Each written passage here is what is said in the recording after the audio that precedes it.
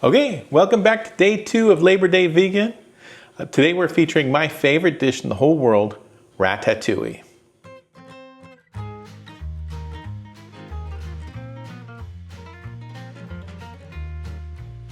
Last night I made the curried cauliflower steak, and I made a big mistake of eating way too much of it.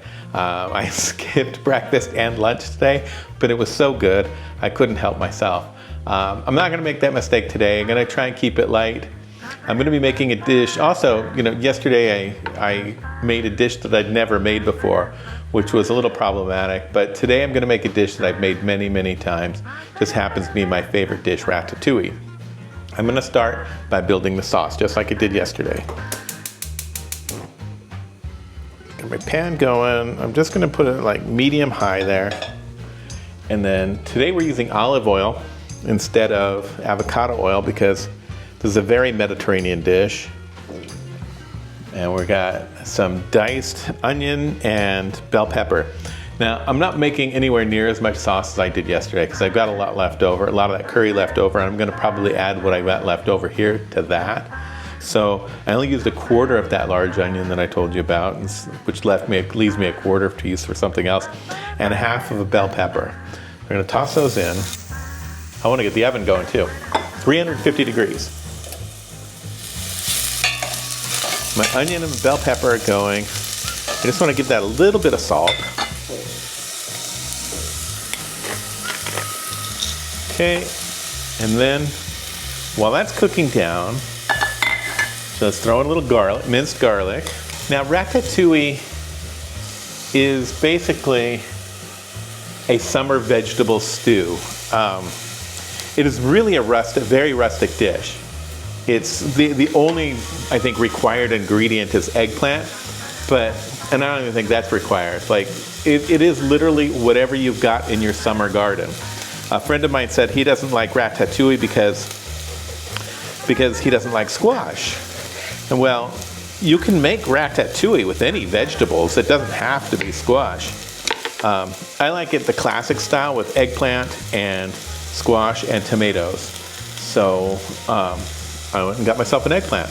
Now, the problem with eggplant is the whole problem with all of these vegetables is diameter. So I am not going to be making the classic stew. Like normally I just put all the ingredients in a pan and stew them down to nothing and then serve them over rice or something like that. But today I'm going to be making the ratatouille from the movie. So what happened is Disney hired Thomas Keller, the Michelin-starred chef, to be the food consultant on the movie Ratatouille. And so he decided that he wanted to make a version of the dish because it is a peasant dish. They literally say it in the movie. It's a peasant dish. He wanted to make a version of the dish that looked good as a cartoon. And so the dish he made is actually confit bialdi, which is, it's ratatouille but very fancy. And I like it. I've had it. I like the way the vegetables come out because they're not so soft. They taste individually a little bit better. So, but then the problem becomes is every one of these vegetables is a different diameter. So I went and got the smallest eggplant I could possibly get and the biggest tomatoes I could get in order to do this so that I could layer them up correctly. Now the dish I'm going to be making it in is this one here. I measured the circumference of this dish and came up with about 18 inches, which means I've got 5 vegetables. So I'm going to need, what does that mean? Like 3.5, almost 4 inches of each vegetable in the stack. Okay, what I've got here is probably the most dangerous tool in any kitchen. It's a mandolin, and it actually gets its name from the musical instrument because you work it just like you use the musical instrument. This one has a lock setting so that you can move your fingers across the blade safely. Okay, I think this is done. 1 second. All right, I'm going to pour in the tomato sauce. I just got the small can today because I'm not going to make quite as much sauce as I made yesterday. And I got that cooking. All I want is for that to be warm. So we got that mixed up. I'm actually gonna move this to the back burner. I'm gonna put it on simmer, push this to the back, right over the heat, and then just let that set. Now, the safe way to use this is, of course, with a guard, because you don't want your hand moving across this blade. It's so dangerous. But in order to do that, you gotta kind of cut the vegetables down into smaller portions so that you can work them inside this guard doohickey thing. I'm gonna put this in here. I'm gonna set this on 2 thickness, I think. Let's see how this looks. Just gonna go give it 1 cut. There we go. That's about the thickness I'm looking for. It's about 3 millimeters. All right. So then this doohickey goes on top, and then we just play a little bluegrass. All right. I think I've got more than enough here. Next, we've got a zucchini. Now, I am actually going to risk injury to make this a little easier on myself. And our yellow squash. These are the classic ingredients to a ratatouille. Zucchini, eggplant, yellow squash, and tomato. These are the things you would find in a garden in France in the summertime. Let's just pile all this up in this bowl till we're ready to work with it. So we got one more vegetable. Actually, none of these are vegetables. These are literally all fruits. The zucchini, the yellow squash, the eggplant, and the tomato. Now the tomato, I am not going to attempt to mandolin. And these tomatoes, we're just going to slice by hand, as thin as I can possibly make them. Okay. All right, there's the top. These are Roma tomatoes. They have more meat than juice, so they're good for this kind of dish. Okay, that's way more than I need. So I got my bowl of fruits here, and I'm gonna lay them out to build stacks with.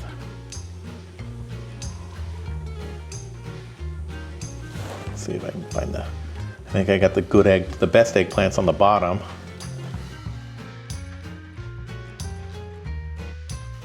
I'm gonna need to build more than that. But what I need to do is just like lightly salt each layer.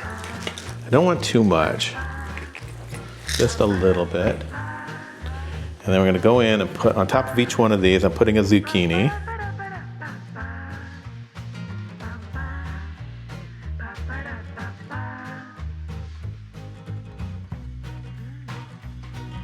Let's make a little space here. See how this fits, huh? All right, got our dish, got our sauce. It's just tomatoes, peppers, and onions. Gonna fill the bottom of the dish with sauce. Oh, how does this? I can grab this.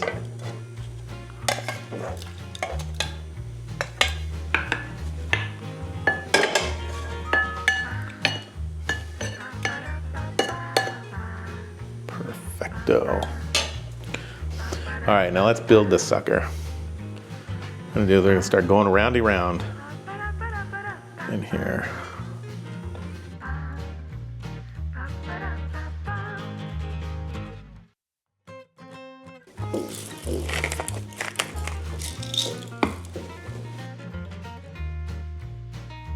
Okay, I'll squeeze in this last batch. And then I think I got a little room there in the middle. I think I can like twist one up. And just shove it down inside there. All right. Now, well, I got room here for one more, huh? What's the order? There we go. These will compress pretty good.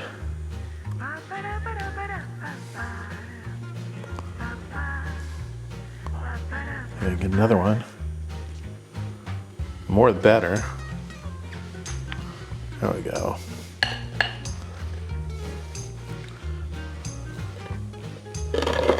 Take a look at that, huh? That's pretty good. Okay, I got a little bit of sauce left, and I think what I'm gonna do is I'm just gonna do a little more sauce here in the middle.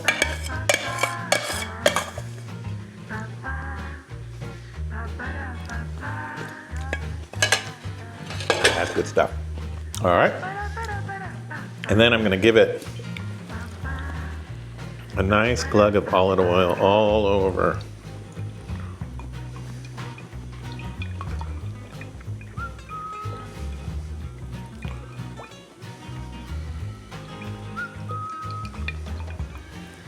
All right. Now, 350 degrees, 30 minutes. We'll be back in 20 because we've got something to do to put this on. Our ratatouille still has a few minutes to cook, but before we cook it, we need a vessel for it. In this case, we're going with fried polenta. Now, I thought about cooking polenta from scratch and doing the whole stirring it for half an hour thing, but I want fried polenta. The best ratatouille I ever had was served on fried polenta, and it was so good. I think it was the best way to have it. So I want to replicate that, but I didn't. To make fried polenta, you gotta, already it's a hassle to make the polenta itself. You gotta make it the day before, you gotta put it in the fridge and wait, and et cetera, et cetera.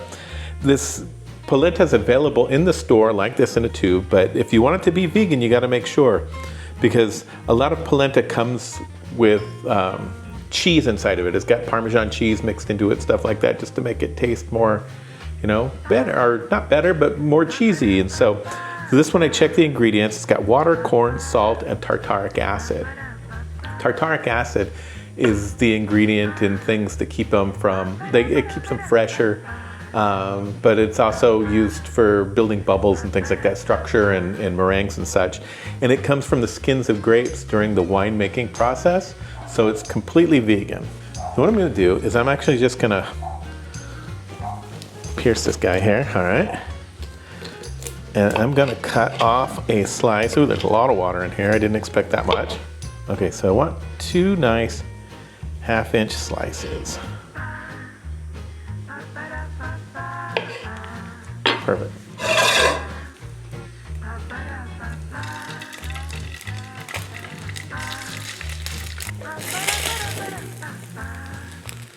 Get this off the heat. Look at that.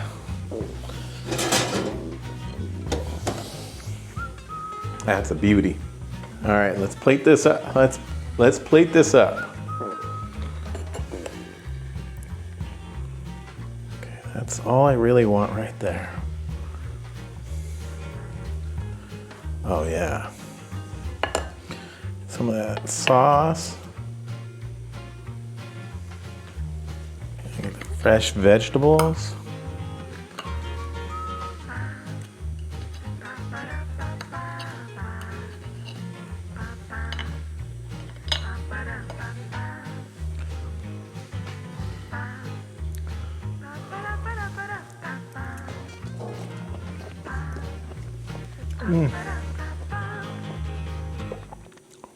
Oh my goodness. This is so good. This is absolutely everything I love about vegan cooking. Here's it tastes like freaking summer. I'm gonna try it with a little bit of the polenta.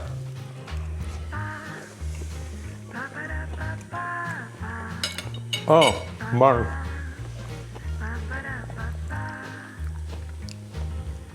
The corn has beautiful texture. It's nice and crispy, sweet. The vegetables just taste so fresh. You can taste each and every one of them, which is the point of ratatouille. You should taste every vegetable individually. And they just make a delicious sauce, and everything about them is so good. I think, anybody who doesn't care for vegan or vegetarian cuisine should really try this dish. It's everything good about cooking plants and eating plant forward. It tastes so good. Sorry, I'm gushing. It's just really good. And it's my favorite dish. It really is. So, like I said, if you like this and you want to see more, please subscribe, please share this with your friends. I'm gonna finish this. I'm probably gonna eat way too much again tonight, but it's really good. I'm out.